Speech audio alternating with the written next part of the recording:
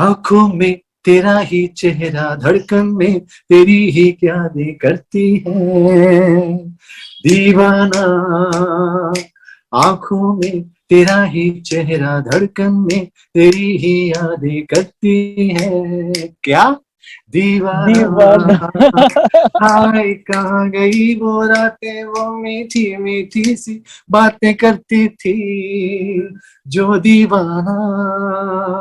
आंखों में तेरा ही चेहरा, मेरे आस पास तू है, मेरे आर पार तू है यकीन कि तुम बुलाओगे मुझे,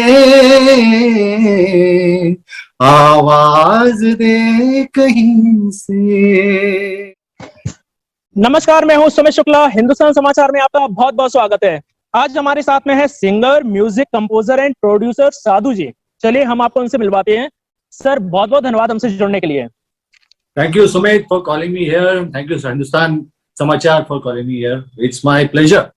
सर, आपका जो अभी लेटेस्ट यकीन जो गाना रिलीज हुआ है, हर तरफ मतलब उसकी मैं तारीफ कहूँ या आपने एक तरीके से यंगस्टर्स को अपना दीवाना बना दिया है, तो उसके बारे में आप थोड़ा बताएं। एक्चुअली आप हमारे पुराने गानों से मेरे ख्याल से वाकिफ तो हैं ही। आंखों जी में तेरा बिल्कुल। इशारा, देखा है तेरी आंखों में।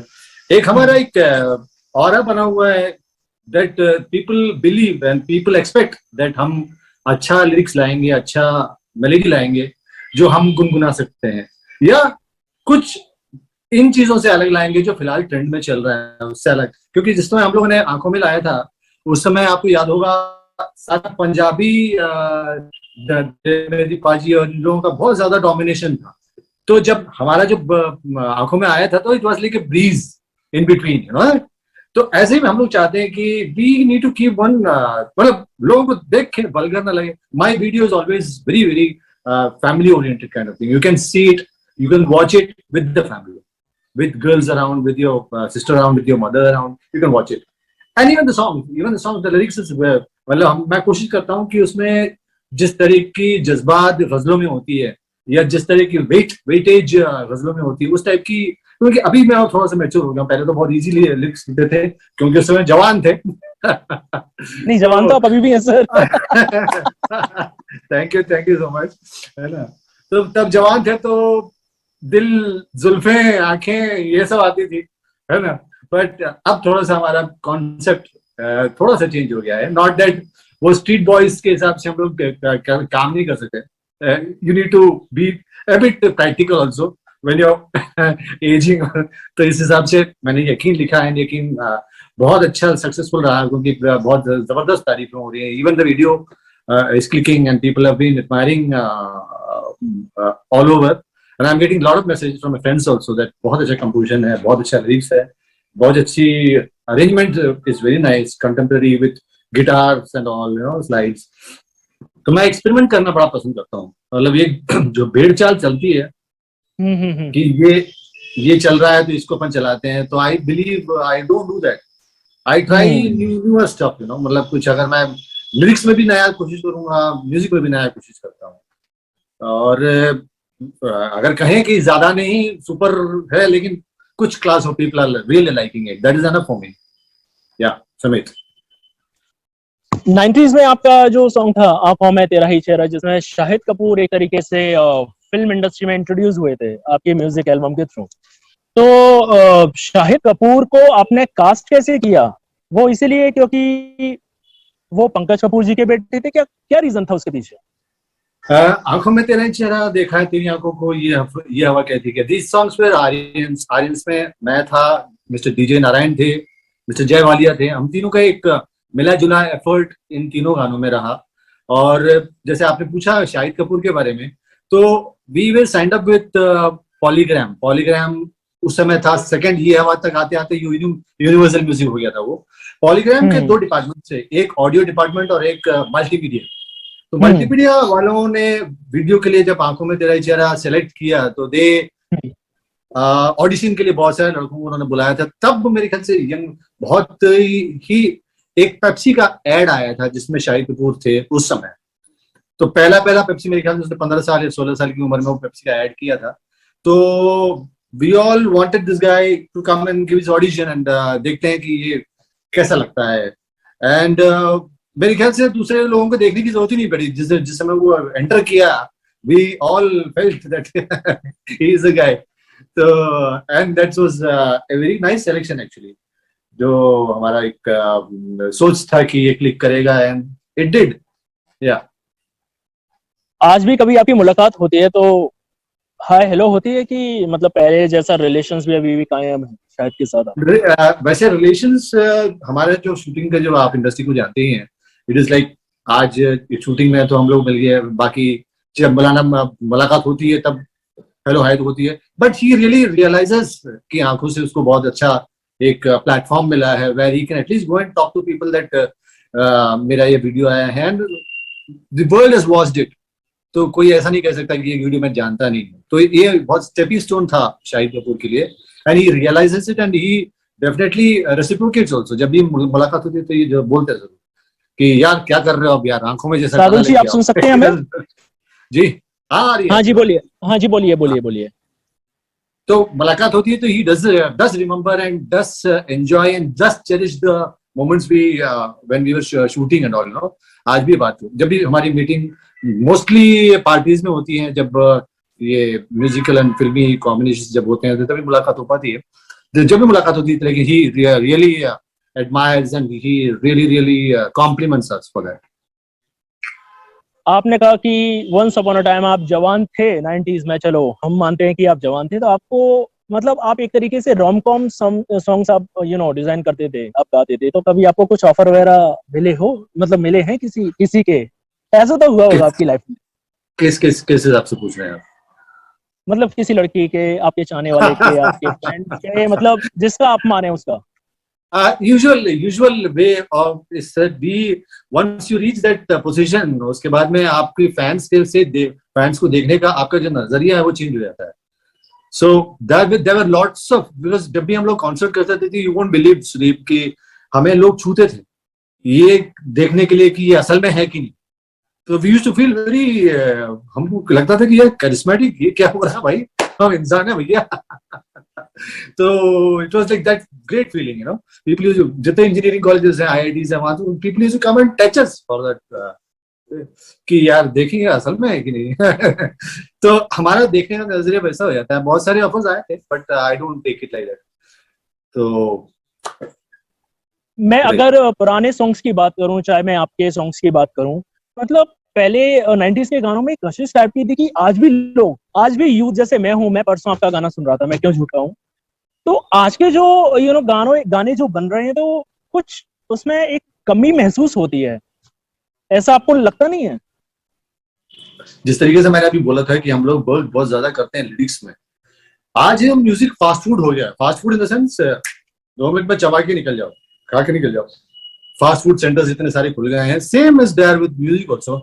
तो आप मुझे ये बताएं कि कौन सा गाना साल भर चलता है या 2 साल चलता है या उसके बाद भी 5 साल बाद भी आप ये वाले गाने सुन रहे हैं? कुछ नहीं सुन सकते आप. 10 दिन तक इसके लाइफ होती है, उसके बाद में you don't listen to them. तब तक नया वाला 10 दिन के लिए आ जाता है कोटा. So, बट सर बहुत से सॉन्ग्स ऐसे रहते हैं जो कि एक लाइफ टाइम फॉरएवर जो बन चुके हैं. चाहे मैं राजा हिंदुस्तानी के फिल्म के सॉन्ग्स की बात करूं, आपके सॉन्ग्स की बात करूं, क्योंकि आज भी मतलब हम किसी रेस्टोरेंट में जाते हैं या किसी अगर रोम कॉम सॉन्ग्स की बात करें तो उसमें सबसे पहले आपके गाने निकल कर आते हैं. पर आज के जो गाने बन रहे हैं उसमें वो बात नहीं समझ में आती है. 10 दिन चलते हैं, 15 दिन चलते हैं, हाईएस्ट, उसके बाद गायब हो जाते हैं. पर यहाँ कहीं ना कहीं है ना, कहीं ना कहीं चेंज है सिनेरियो में, ऐसा लगता है मुझे. ऐसा है. और मेरे ख्याल से एरा है म्यूजिक का कि लोगों को मुझे लगता है कि प्लेटर्स होने चाहिए. मतलब जो बफे होता है, बफे जैसे होना चाहिए कि all of them should be there in buffet.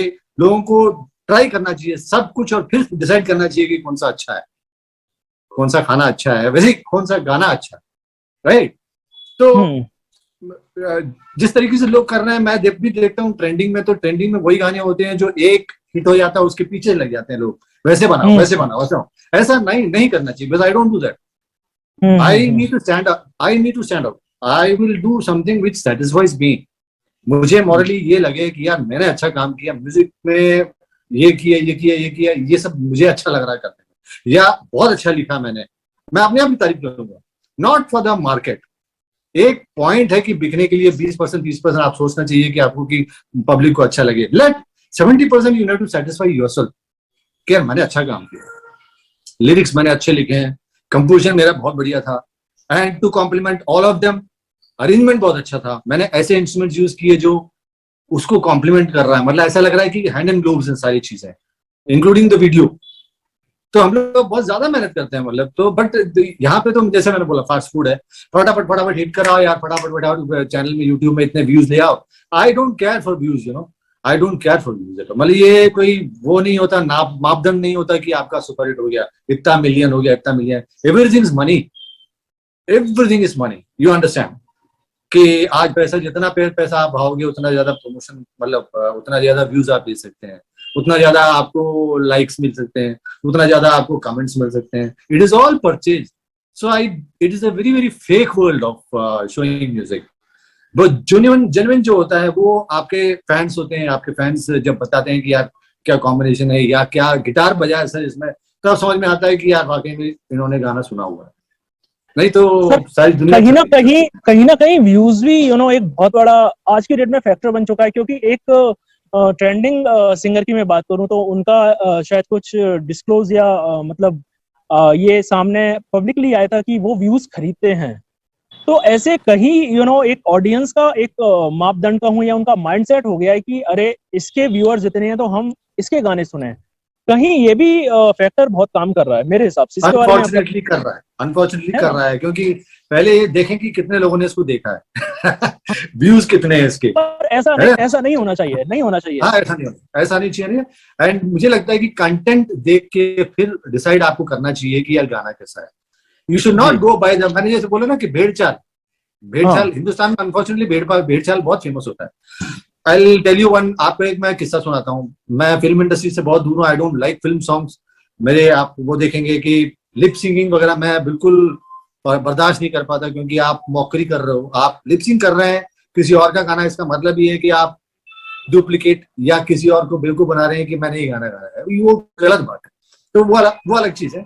हम जब इंडस्ट्री में थे तो हमें किसी ने बुलाया था, और उसमें अनु मलिक जी का एक गाना बहुत ज्यादा सुपर हिट हुआ। हम बहुत तहे दिल से, मतलब हमारे जो क्रिएशंस थे 32-33 गाने जो हैं हमने लाइव परफॉर्म किया उनके सामने। I was on the keyboards, DJ was on the guitar, Yakub जो मेरे ड्रमर थे उनसे हम लोगों ने बहुत बढ़िया परफॉर्म किया उन लोगों के सामने। आधा एक घंटे करीब पसीना निकाल दिया हमारा। देन ही सेज दैट, जब प्रोड्यूसर और डायरेक्टर जो बैठे हुए थे, गाने बहुत अच्छे हैं आपके एंड कीप डूइंग इट, आप ये गाना बना सकते हैं क्या जो अन्नू जी ने बनाया था, वो जो सुपर हिट। मैंने बोला सर अन्नू जी ने बनाया था वो गाना, अगर चाहिए आपको तो please go and contact Annu ji, why did you call us. और हमने जवाब इसलिए दिया कि हम बनाना नहीं चाहते वैसा गाना, राइट, बिकॉज अन्नू जी जो बना सकते हैं वो हम नहीं बना सकते, हम जो बना सकते हैं वो अन्नू जी नहीं बना सकते, सीधी सी बात है। Then we decided not to go into that side, because आप अगर हम लोगों ने आंखों में या देखा तेरी आंखों को या ये हवा फिल्मों में ले गए होते तो उसके तो ये लोग पोस्टमार्टम कर देते हैं इसको। जी। और मैं ये कहना चाहता हूँ, शुक्र है कि आपका सॉन्ग अभी रिमिक्स में नहीं आया, नहीं तो क्या होता। I am doing one, I am recreating it, क्योंकि बहुत सारे यंगस्टर्स के मेरे पास मैसेजेस आए, मेल्स आए कि सर आप ही करो, बिकॉज क्या है कि वो गाने जब हमने बनाए थे तो सोल हमारा था, तो उन्होंने बोला सर किसी और को ना बनाए, और बनाने से पहले आप ही बना डालो। तो I am recreating my song देखा है तेरी आंखों को, and very soon you will be seeing that. And आपको मैं यकीन दिलाता हूं कि आप बोलेंगे कि ये उससे एक ऊपर है। आपको अगर अपने इसी म्यूजिक वीडियो में अगर किसी एक्टर को या एक्ट्रेस को कास्ट करना हो तो आप किसको करेंगे? ट्रिकी क्वेश्चन है पर देना पड़ेगा। ट्रिकी बिल्कुल भी नहीं है। I am very choosy actually. मैं वैसे हमारे म्यूजिक वीडियोस में ज्यादा देखता नहीं, मैं दखलंदाजी करता नहीं जो म्यूजिक वीडियो फिलहाल बन रहे हैं, लेकिन आपने ऑप्शन दिया कि इनमें से आप छांट सकते हो, तो फिर मैं सोचना पड़ेगा मुझे। I used to like Deepti Naval a lot. She was really beautiful. आपको पता है दीप्ति नवल? आपको पता भी नहीं होगा शायद। सर मुझे अच्छे से पता है, मैं 90s की, मैंने क्या कहा 90s की फिल्म्स और सॉन्ग्स का मैं बड़ा दीवाना हूँ। और Deepti Naval, she is a legend in of the film industry. तो Very beautiful, very beautiful. I would have casted her. Then Sonali Bendre, definitely. She is one of one. जब हमारे आंखों में निकला था तो मैं चाह रहा था कि उसको कास्ट हो जाती तो अच्छा. और अभी जो चल रहे हैं उनमें से बहुत सारे लोग अच्छे अच्छे एक्ट्रेसेस हैं.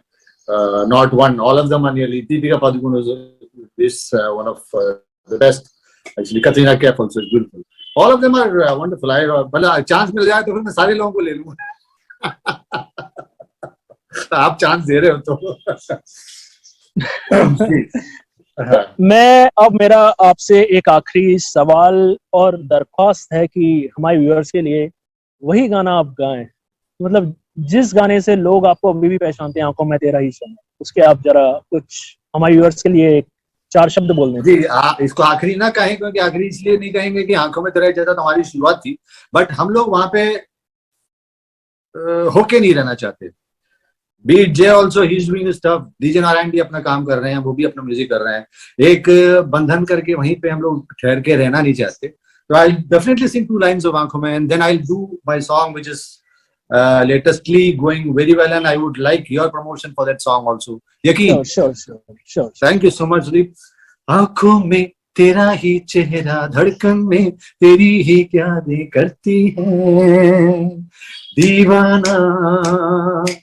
आंखों में तेरा ही चेहरा, धड़कन में तेरी ही यादें करती है. क्या दीवाना. हाय कहाँ गई वो रातें, वो मीठी मीठी सी बातें करती थी जो दीवाना.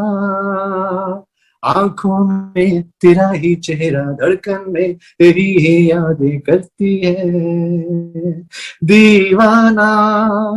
दीवाना दीवाना दीवाना दीवाना. सर, आपने मुझे 90s में पहुंचा दिया. मतलब उस टाइम वो समय था जब सीडीज हुआ नहीं करती थी, हमारे पास वो कैसेट आती थी, है ना, कैसेट होती थी. तो मतलब मुझे वो मेरे स्कूल डेज याद आ गया. आई थिंक उस टाइम मैं 3rd या 4th में रहूंगा, मुझे याद है. और मेरे ख्याल से हर 5 मिनट में ये गाना किसी न किसी म्यूजिक चैनल में आ जाता था. नहीं, अभी भी आई थिंक मैं अभी परसों नरसों सुन रहा था. आई थिंक किसी ये कुछ चैनल पे आ रहा था ये गाना. और तब से ही मैंने ये जो रायशा मैम है, मैंने बोला मुझे तो आप साधु सर को आप कनेक्ट कराइए. मैं आपके पीछे पड़ गया था, मुझे तो इनको लेके आना है अपने शो पर. So sweet of you, Sudeep. So kind of you, rather. And sir, एक यकीन का भी एक गाना आप बताइए हमारे व्यूअर्स को, सुनाइए सर. बिल्कुल.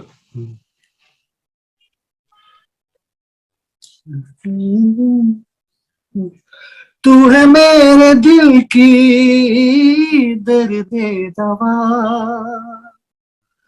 तू है मेरी सांसों में बहती हवा. मौसम जवा है और तुम हो कहाँ, मेरे आस पास तू है, मेरे आर पार तू है यकीन कि तुम बुलाओगे. यकीन आवाज दे कहीं से, मेरे आस पास तू है, मेरे आर पार तू है यकीन कि तुम बुलाओगे मुझे. आवाज दे कहीं से, आवाज दे कहीं से. सर, आपके बारे में मैं जितना कहूँ मतलब उतने शब्द कम पड़ रहे हैं कि हमको गर्व होता है कि हमारी इंडियन फिल्म इंडस्ट्री में ऐसे भी सिंगर हैं. फिल्म इंडस्ट्री के साथ मुझे प्लीज जोड़े नहीं. मैं हमेशा बोलता हूँ बॉलीवुड से मैं मीलों दूर. I don't want to be associated with Bollywood. चलो, भारतीय संस्कृति का हिस्सा हम बोल सकते हैं. हाँ, ठीक है. नहीं, इंडिपेंडेंट हिंदुस्तानी म्यूजिक, इंडिया की जो म्यूजिक है, बाकी इंडिपेंडेंट म्यूजिक में हम लोग हैं, but not with Bollywood. Sir, हमसे जुड़ने के लिए बहुत बहुत धन्यवाद आपका, तहे दिल से शुक्रिया. Thank you so much Sudeep ji. हाँ, आज के लिए बस इतना ही। मिलते हैं जल्द एक नए शख्स के साथ। नमस्कार।